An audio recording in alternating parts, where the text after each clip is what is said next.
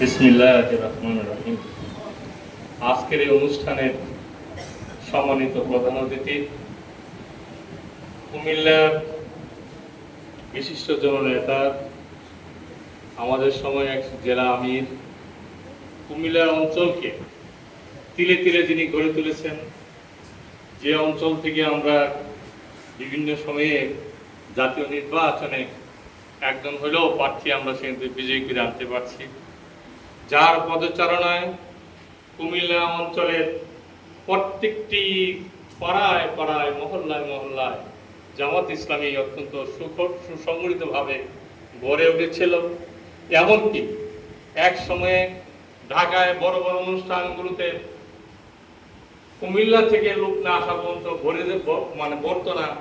সেই শাপলা চত্বর, সেই বাইতুল মুকাররমের উত্তর গেট, আমরা আশা করতাম কখন কুমিল্লা থেকে আমাদের ভাইরা আসবে।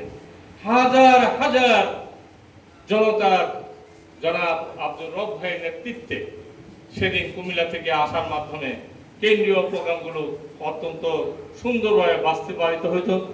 সেই মহান নেতা, আমাদের নির্বাচন কমিটির অন্যতম সদস্য সে আব্দুর রব ভাই আজকে আমাদের মধ্যে উপস্থিত।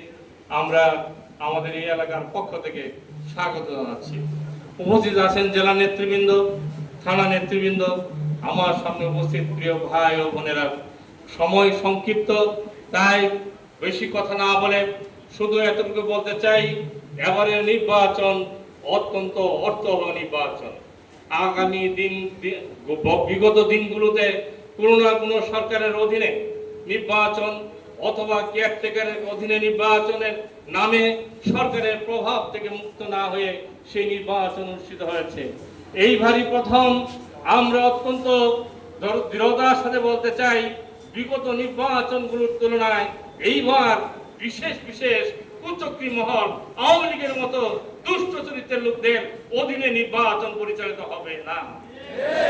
এই কারণে আমরা আশাবাদী, এইবারে নির্বাচন হবে জামাত ইসলামীর জন্য সবচেয়ে সুবর্ণ সুযোগ।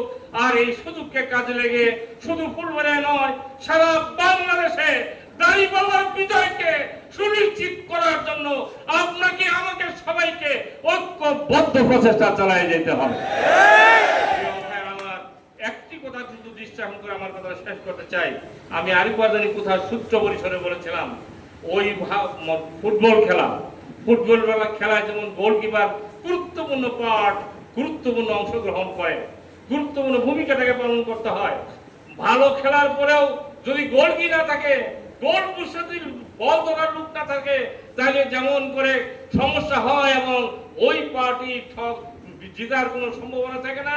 শহীদ আমিরের জামাত মৌলানা মতিউর রহমান ভাই এক সময় আমাদের বলতেন,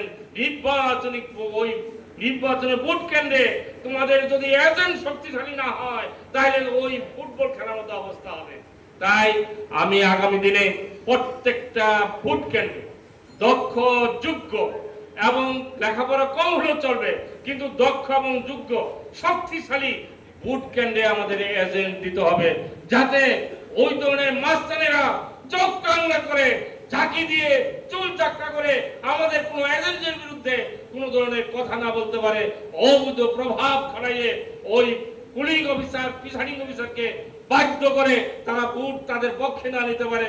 সেজন্য আমাদেরকে বাইরে যেমন তেমন বাইরেও শক্তিশালী হওয়া লাগবে, কিন্তু এজেন্টকে অবশ্যই অত্যন্ত বলিষ্ঠ এবং যোগ্য হতে হবে। ওই মাপের লোক আমাদেরকে সেট করতে হবে।